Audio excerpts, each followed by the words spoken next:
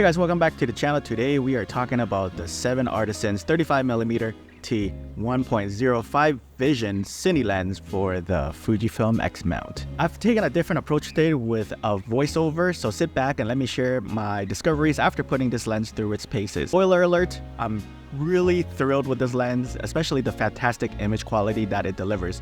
More on that later. One standout feature of this Cine Lens is its affordability, making it an excellent entry point for budding videographers and filmmakers. Despite not being a filmmaker myself, I just love experimenting with lenses to add character to my videos, providing a unique look that photography lenses often lack. Photographers typically seek sharpness in their photos, but filmmakers, they often crave lenses with character, something that this lens delivers. It's not about the clinical sharpness, it's about creating a dreamy, unique aesthetic. And this is where this lens, like the 7artisans 35mm Cine Lens, shine. The build quality is very impressive. It's an all-metal housing with a satisfying weight to it.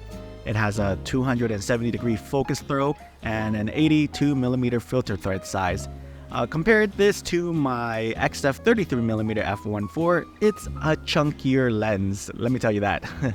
Since it's a chunkier lens, it does have a premium feel to it. So just be aware that, if you're getting this lens, it is going to be on the heftier side, but it feels really, really nice. Handling wise, I paired it with my Fujifilm X-H2S and with a Freewell K2 filter kit. It felt fine in my hands. It's a little heavier than some of my lenses that I've tried, but not unwieldy. But just be careful pairing this lens on a smaller Fujifilm body, as it may get a little front heavy. It's likely most users who will use this lens will have it on some sort of a tripod or some sort of rig, so it can mitigate any handling concerns. The manual focusing experience was good actually. I think the focus throw was just perfect. It had a great amount of resistance for me, and with the 270-degree focus throw, you can really dial in your focus. Now let's talk about the image quality. I'm impressed. I'm impressed, guys. Top down, the footage looks great. Shooting wide open introduces a dreamy character. It has smooth bokeh, and it's just an overall beautiful footage. It's sharp wide open, but it avoids the clinical sharpness of photography lenses, so it creates a satisfying visual experience, in my opinion.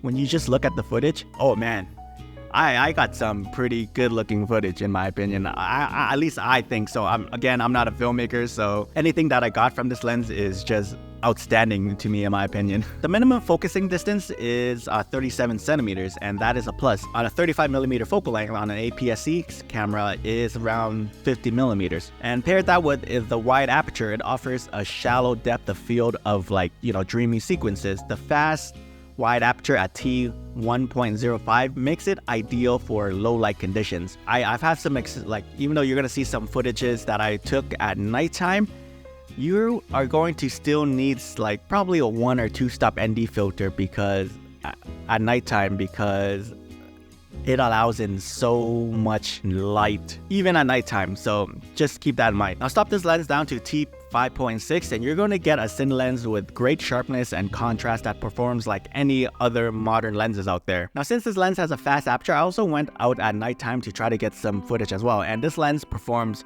very well at nighttime with some adequate lighting, of course. It's not a miracle worker, it still needs some sort of light source to produce some good footage, but it was really, really good.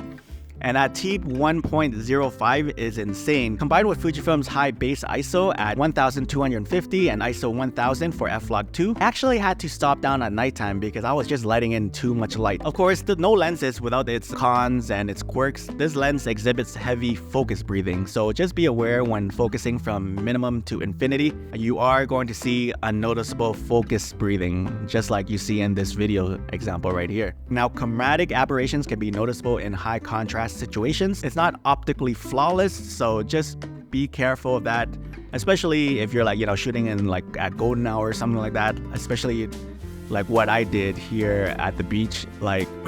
When you pixel peep and you zoom in and you punch in, you do see some visible chromatic aberrations. Despite these considerations, I thoroughly enjoyed using this lens. It excels in providing a unique visual aesthetic, making it a great choice for the budget conscious filmmakers and videographers out there. I had a good time using this lens. This is one of those lenses that I am truly impressed with, especially with the sample images that I've gotten. I'm just like, damn son, it does produce a dreamy look to it. Whereas when I use my Fujifilm lenses to film, I do see I do see more sharpness and more details in those lenses, but that's something that I don't want in my videos. But saying that, this lens here has a totally different look. It produces a totally different vibe, and I think it's really good for any of you guys out there that are just, again, just looking for something that is not too expensive, because cine lenses are very expensive to start with, and I think this is at a great price. I hope you enjoyed the sample footage that I've shown in this video, and again, it was captured with the Fujifilm X-H2S and the Fujifilm X-T5 with the 7artisans 35mm T1.05 Vision Cine Lens. I also graded these footages with phantom lens, so if you're interested in this lens or the lens, check the description below for the affiliate links, and if you do use my affiliate links, it helps support the channel. But what are your thoughts? I would like to know, what are your thoughts on this Cine Lens right here by 7artisans in the comments. Do let me know, and consider subscribing if you haven't already. Thanks so much.